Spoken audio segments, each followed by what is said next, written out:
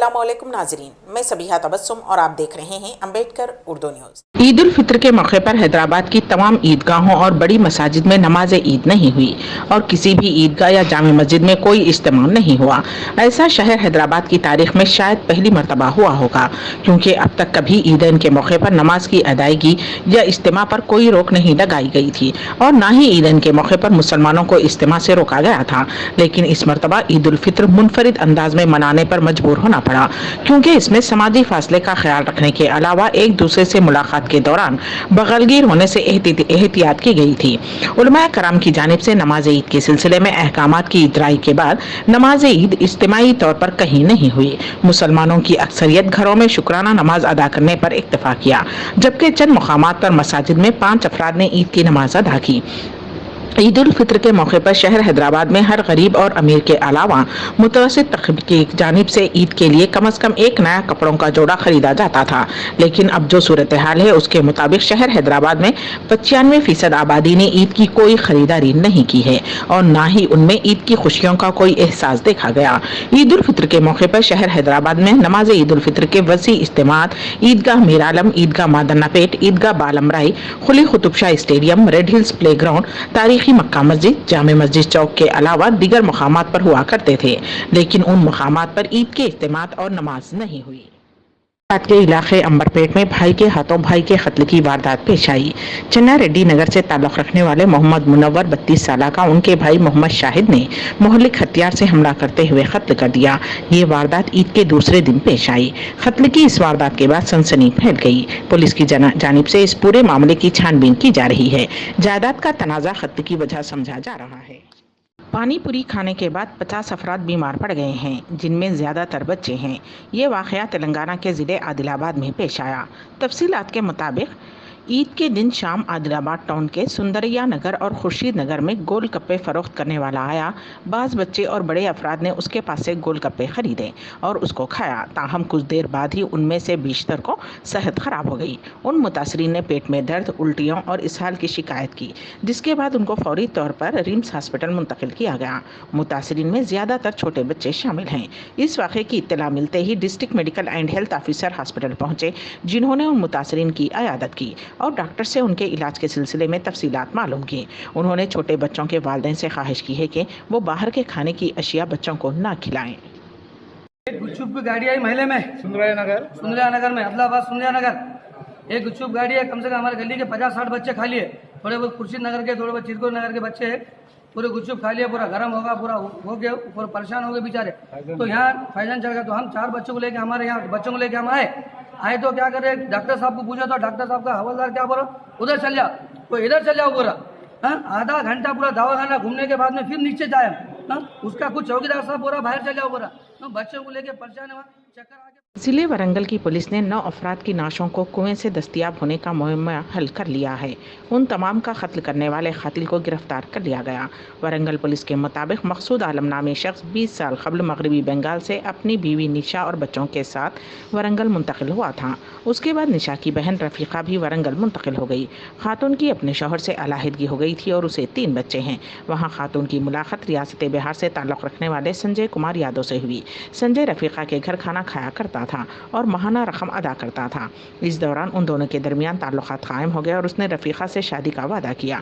इस असना में रफ़ीक़ा की बेटी पर संजय की नज़र पड़ी और उसके करीब हो गया, जिस पर रफ़ीक़ा बरहम हो गई। मामला बिगड़ता देखकर संजय शादी करने के बहाने रफ़ीक़ा को साथ लेकर बजरिए ट्रेन रवाना हुआ और रास्ते में उसने रफ़ीक़ा को छाछ में नशा आवर दवा मिलाकर पिला देने के बाद उसका गला घोंटकर नाश को चलती ट्रेन से फेंक दिया और वरंगल वापस हो गया।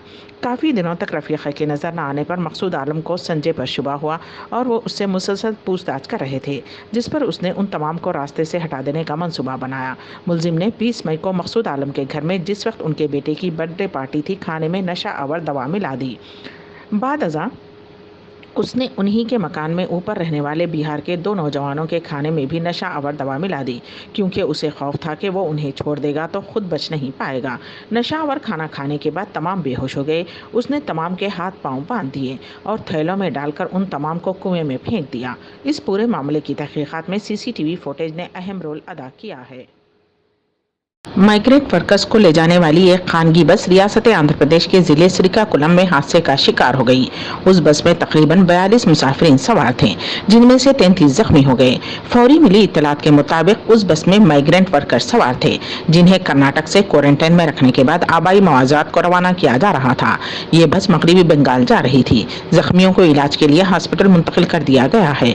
बस में सवार अफराद का ताल्लुक मगरबी बंगाल से बताया गया है। कोरोना लॉकडाउन और वीजा कानून की खिलाफवर्जी के मामले में गिरफ्तार किए गए तबलीगी जमात के अराकीन को जबलपुर हाईकोर्ट ने जमानत दे दी है। भोपाल जिले अदालत से 10 रोज कबल जमात के अराकीन की जमानत अर्जी खारिज होने के बाद तबलीगी जमात के जिम्मेदार इकबाल हफीज, आरिफ गौहर और भोपाल MLA आरिफ मसूद ने मुकामी एडवोकेट जाफर रजा और अंकित सक्सेना के तवस्सुत से जबलपुर हाईकोर्ट से रुजू किया था, जहां आज जस्टिस सुजायपाल ने मामले की समाअत करते हुए तबलीगी जमात के अराकीन को जमानत दे दी है।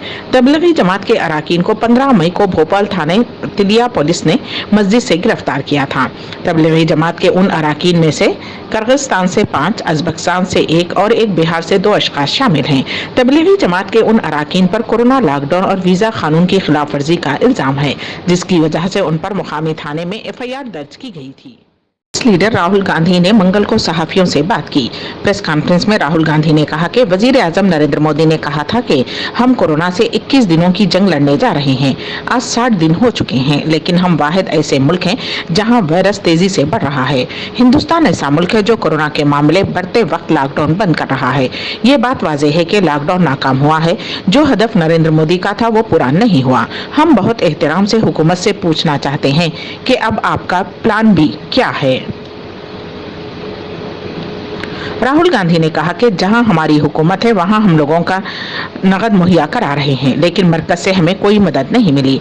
राहुल ने कहा कि हमारी पार्टी की हुकूमतों के पास तारिकीन वतन को मैनेज करने और रियासतों में जांच बढ़ाने की पॉलिसी है, लेकिन मरकज की मदद के बगैर वो अकेले सब कुछ नहीं कर सकते। वबा से पहले मुल्क और उसके बाद में बेरोजगारी की फीसद में दर्ज किए गए उछाल के सवाल के जवाब में राहुल गांधी ने कहा कि हमें मईशत और सेहत के दरमियान एक रास्ता बनाना होगा ताकि दोनों सही ढंग से चल सकें। बतौर कौमी लीडर मुझे ये कहते हुए काफी दुख हो रहा है कि हमारी कई कंपनियां बंद हो जाएंगी, दिवालिया हो जाएंगी, लोग बड़ी तादाद में बेरोजगार हो रहे हैं। जरूरी है कि हुकूमत मईशत और हिफ्ज़ान सेहत दोनों पर एक संग काम करे। In the world where the virus is exponentially rising and we are removing a lockdown. So it is pretty clear that the aim and the purpose of our lockdown has failed. What India is facing now in front of us is the result of a failed lockdown. Cellphone recharge के लिए वालिदैन की जानिब से रकम न देने पर एक नौजवान ने खुदकुशी कर ली। ये अफसोसनाक वाक़या मध्य प्रदेश के भोपाल में पेश आया। तफसीलात के मुताबिक भोपाल से ताल्लुक़ रखने वाले एक 20 साला नौजवान ने अपने वालिद से फ़ोन रिचार्ज के लिए रकम मांगी, ताहम बाप ने इनकार कर दिया। नौजवान ने अपनी माँ से भी रकम तलब की, लेकिन वो भी रकम देने से इनकार कर दिया, जिस पर दिल बर्दाश्त होते हुए नौजवान ने मकान के एक कमरे में फांसी लगाकर खुदकुशी कर ली। सऊदी अरब की शाही हुकूमत ने 3 मरहले में कर्फ्यू बर्खास्त करने का फैसला किया है। सऊदी अरब के वजीर सेहत डॉक्टर तौफीकुर राबिया के मुताबिक पहले मरहले के आगाज जुमेरात 28 मई से शुरू होगा। मुल्क में कोरोना वायरस के फैलाव को रोकने के लिए गुज़िश्ता 2 माह से आयद पाबंदियां 3 मराहिल में खत्म की जाएंगी। मक्के के अलावा बाकी मुल्क में 21 जून तक कर्फ्यू खत्म कर दिया जाएगा। सऊदी हुक्काम के मुताबिक जुमेरात से 24 घंटे कर्फ्यू का दौरानिया कम करते हुए सिर्फ दोपहर 3 बजे से सुबह 6 बजे तक कर्फ्यू नाफिज किया जाएगा।